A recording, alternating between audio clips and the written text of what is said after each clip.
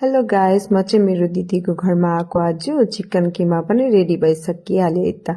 अन्त चाहिँ यहाँ प्याज पनि काटेर रेडी छ, अनि चाहिँ यहाँ फेरि के अरे बन्दाकोपी पनि काटेर रेडी छ। अन्त चाहिँ यहाँ म आएपछि चाहिँ दिदीको छोराछोरीले चाहिँ मोमो खानुपर्छ छिमा भनिहाल्छ नि त। मलाई चाहिँ फेरि मोमोको किमा काँचै बनाउनु भन्दा चाहिँ हल्का फ्राई गरेर बनाएको मनपर्छ, मिठो लाग्छ है। अनि त्यही कारण दिदीले मजाले फ्राई गर्नु। दिदीले यहाँ किमा रेडी गर्दा गर्दै म चाहिँ डल्ला बनाउनुतिर लागिहालेँ त। अन्त डल्ला छिटो छिटो बनायो भने छिटो हुन्छ भनेर चाहिँ छिटो छिटो बनाउनु थालिहालेँ। जस्तो डल्ला बनाएर चाहिँ म यहाँ बेल्नुतिर लागेँ है त। छिटो छिटो बनाउनुहोस् न भनेको थिएँ नि त बेबीहरूले चाहिँ। अन्त छिटो छिटो खाने, भोक लागिसक्यो, कहिले बनिन्छ हो मम्मी भन्दै थियो। अन्त यहाँ चाहिँ म आधी बेलेर चाहिँ फेरि मोमो बनाउनु थालेँ नि त।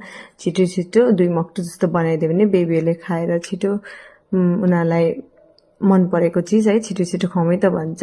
अन्त यहाँ हेर्नुहोस् है त मैले बनाएको सेप कस्तो लाग्यो। अन्त चाहिँ दिदी पनि है अन्त मक्टुमा तेलहरू लगाएर रेडी गरिसकेर राखेर यहाँ मलाई बेलिदिनु सकाउनु बनाइसकेपछि यहाँ बहिनी पनि आइपुग्नु भयो त सकाउनुको लागि। अन्त यहाँ 2 मक्टु बनाइसकेँ है, बहिनीले बेलिदिएर मैले बनाएर अब बेबीहरूको लागि चाहिँ रेडी गरिदिएँ। हाम्रो चाहिँ यहाँ अचारको इन्ग्रेडियन्ट्स है टमाटर अनि तिल है। अन्त तिलको अचार खानु चाहिँ मिठो लाग्छ मोमोसँग।